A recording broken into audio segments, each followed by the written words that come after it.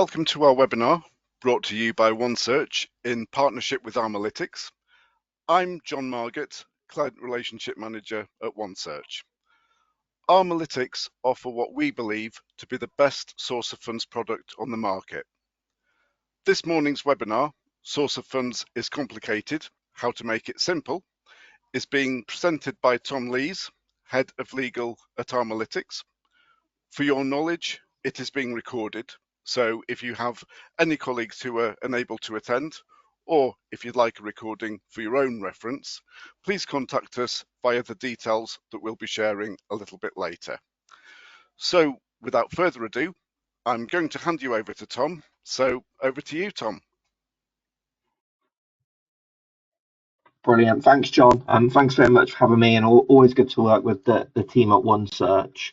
So today we're going to talk about why source of funds is complicated, because it is complicated. Let's not pretend it's easy, but how you can make it simple by adopting a best-in-class digital approach. And I'll try and share some of our learnings, having done that over a number of years as the market-leading source of funds solution. So I'm just going to share my screen, which will hopefully take us to my presentation, which you can see here. What we're going to talk about today is break this down into a couple of parts. So we're going to initially talk about source of funds from a regulatory standpoint. What are some of the key trends that we're seeing in that space?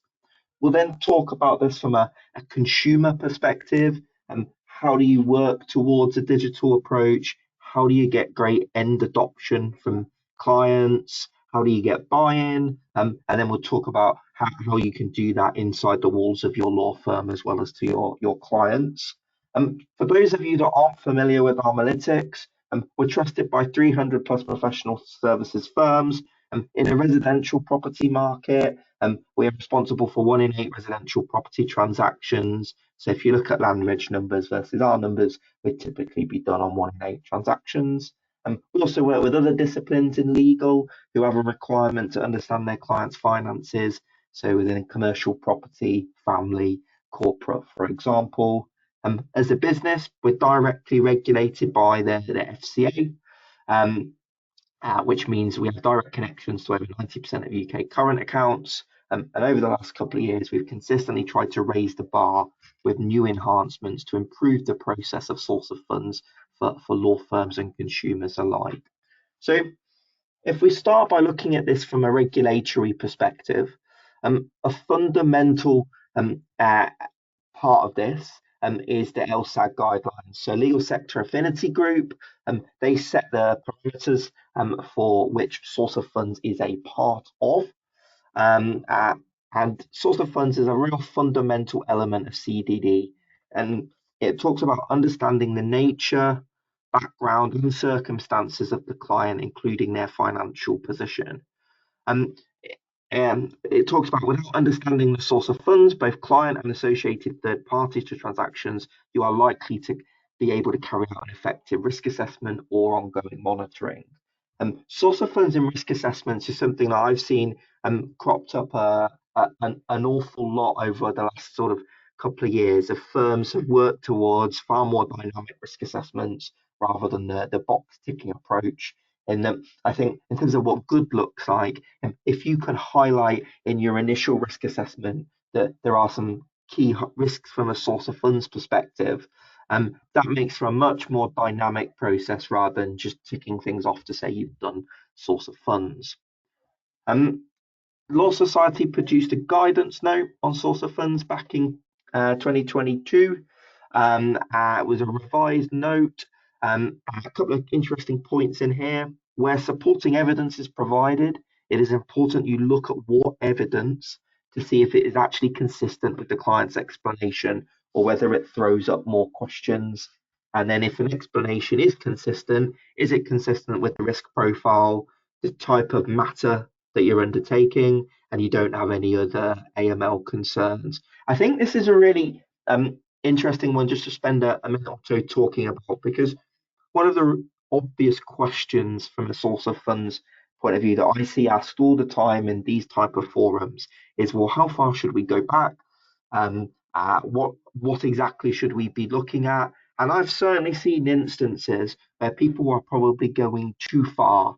And remember, all you're really trying to do here is to piece the story together rather than get an explanation of why someone spent £19.50 in Tesco's in October 2024. So you're looking at, if we take this in practical terms, does this make sense as to how they've got that money in terms of their profile? And that profile might be their job, that might be why they're purchasing the property. An often underrated question around risk assessments is, why is this transaction actually happening? And then to be able to understand, okay, well, if they've got the money, does the explanation of how they've accrued that money make sense with everything else that they're telling me? And if you can explain that story relatively simply, more times than not, you're going to be able to explain source of funds. I think sometimes where people maybe fall down is probably going too far. And that may seem slightly counterintuitive given the sort of regulatory approach to this. But for me, it's about having strong written evidence that explains your rationale. You've got your evidence on file, and you've got your really short, quite powerful statement as to why you're happy, what makes sense, or if you're not happy, why weren't you happy? How did you get to the point of being happy? It's that explanation that's really, really key from my point of view. We see several themes by working with a number of risk and compliance consultants in the space. So these are some of the themes that people have shared with me over the last 12 months or so. We often see source of funds being very focused on the collection of bank statements. Of course, it's an important part of the check, but it is not the be all and end all of source of funds. That explanation of how is just as important. One of the trends that we've seen recognised there is firms taking copies of those statements, but making limited inquiries to understand how the funds in these accounts have been accrued. We've seen firms making a written note of how the transaction will be funded, but not obtaining any documents in support of that to prove that. So that might be, I know, inheritance, divorce settlement, sale of an asset. You need to collect that documentation to sort of join the dots on the story. Um, Another one that some of our compliance friends have told us about is firms providing confirmation of how the transaction was due to be funded, but that information had not previously been recorded on the matter risk assessment. So going back to that point there we spoke about from a risk assessment point of view. So from a regulatory standpoint, hopefully that gives us a pretty good outline of where we are with that, from the LSAG guidelines in terms of what's expected of you, Law Society guidance, and just some general sharings from what I see in the market. And make no mistake, source of funds is complicated. It takes time. We know there's a lot of back and forth that happens between you and the client.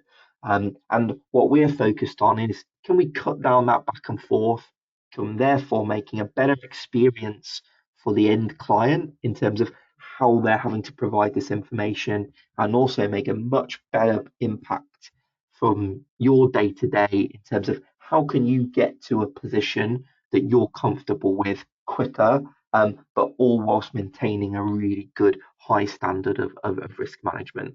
So we're going to move on to the section now where we look at how you might go about doing this digitally. And I'm going to start in terms of where we are with open banking. Open banking is the sort of digital tool that enables us to do this. It's the sort of foundations on which Armalytix is built on. For those of you that don't know what open banking is, open banking is now sort of, I think, 9 years old in the UK, and is a way for consumers to share their financial information in a safe and trustworthy way with someone that they trust. So it's all built within the bank's environment. Armalytix has to be regulated by the FCA to be able to offer open banking services. And you can see here some quite powerful stats in terms of open banking adoption in the UK. 11.7 million active users in the UK, 1.7 billion API calls made per month, and 22.1 million open banking payments made monthly. Open banking payments is slightly different use case, but the technology is very similar. Um, there are two new banks that have come online in the last 6 months, which were the stragglers in the Co-op and Metro. So we now have access to them along with all the other major UK accounts. So coverage is as good as it's ever been from an open banking perspective. Um, how to get clients buy-in. Now, if you're doing source of funds manually, this may be one of your biggest concerns is, well, a bit worried about, are my clients going to use this technology? How do we get their buy-in? Well, we've worked with hundreds of firms over the last few years of varying sizes, from the biggest all the way down to some sole practitioners. So we know the key things that you need to do. And actually, this sort of processes are relevant of size. Um, so some of our top tips. The first thing I would say is follow the tell, not ask approach. Just to clarify what I mean by that. And if you're going to move to a digital approach, make the digital approach your core process unless told otherwise. So where I've seen clients in the past maybe fall over is, for example, whereby they might have a client and they give them two options. Don't give them two options. Give them the option that as a firm you believe in is the right direction of travel. And if for whatever reason someone can't follow that process, you obviously need a plan B. But in our experience, you should be able to hit 80 to 90% success rate by following that process. And provide clear direction using verbal instructions, video material, reassuring wording, and talk to your clients about why you're doing this digitally. So we have a user guide, for example, that our firms embed in their client care letters that does 2 out of the 3 points there. We also make sure we train our clients so that if they've got people dealing with clients at the front end of the transaction, then you can arm them with the confidence to have those conversations.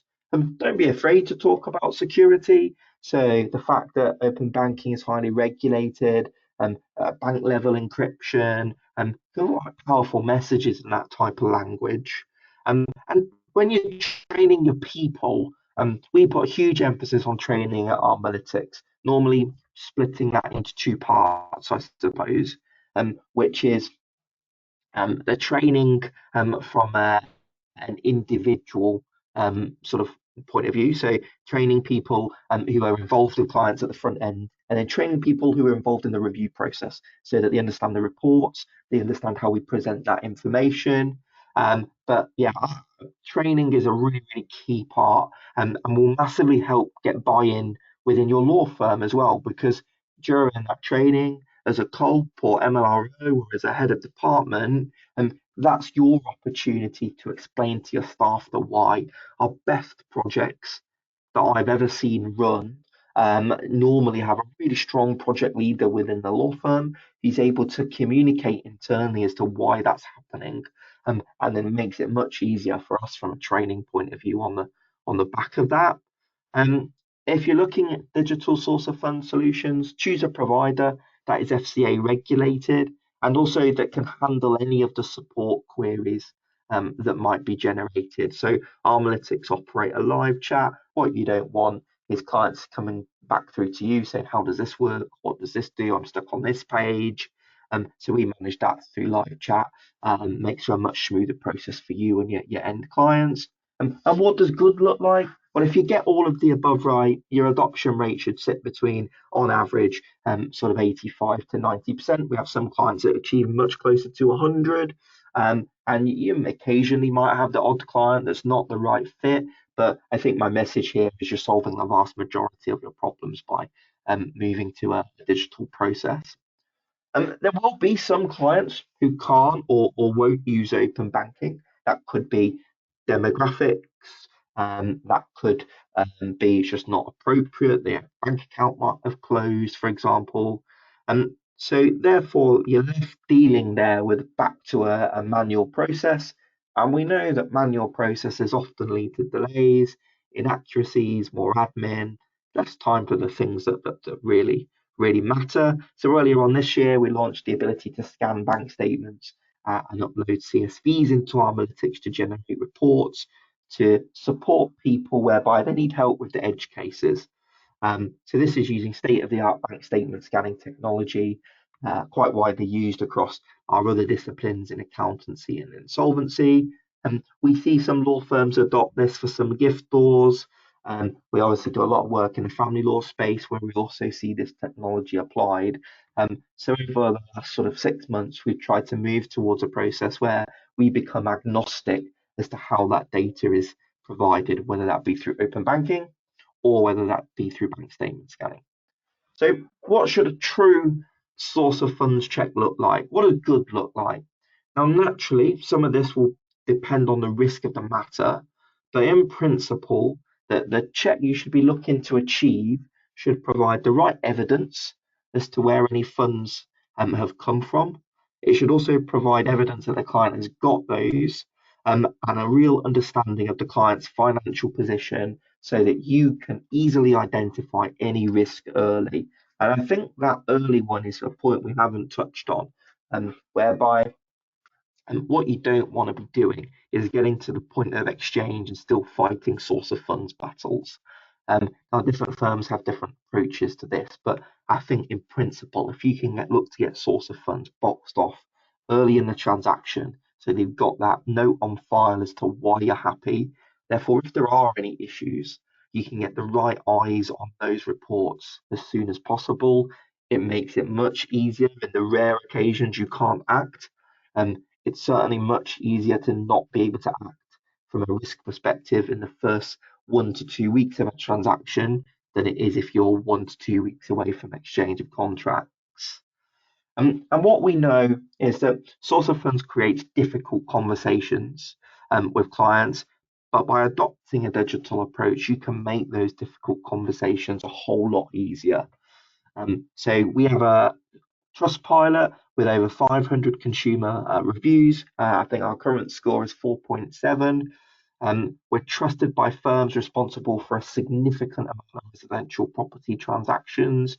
So we're well trusted. We're tried and tested. So if you're not an early adopter, don't worry. The early adopters have been and gone, and we're now at a stage in the market where people who come to us know that broadly we're the market leading sort of source of funds solution. We launched a feature in spring last year called our large items insights. Now, this is really interesting because this was generated by some feedback we had from a client engagement day back in 2023, where clients were saying that the reports are great, but there are occasions where we're reviewing the reports, we're identifying a transaction on that report that isn't explained in a source of funds questionnaire or their income verification. So we have to go back and ask that question. So to help our clients tackle this, we launch large items. What that does is allows a law firm to set a threshold. So for example, that threshold could be £5,000.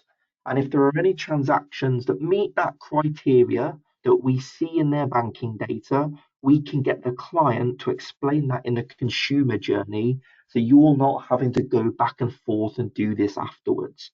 And since we launched that feature, over £975 million worth of large transactions have been explained by consumers using that. These transactions would otherwise have gone completely unexplained and been unevidenced, and therefore would have resulted in a conveyancer having to ask those questions themselves.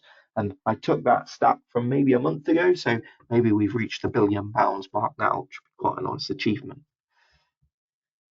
And then some of the feedback from our clients here. So a couple of projects that we've run where we can see the impact we've had from a sort of speed perspective, client engagement. So you can see there some quite powerful numbers in terms of how quickly it takes consumers to complete, how the law firms have found the process, what the time saving looks like. From a time saving perspective, if you get this right, the 1 to 2 hours bit is a pretty consistent thing that we hear from clients across the board. In terms of what is included in an Armalytix source of funds check. Armalytix is very customizable.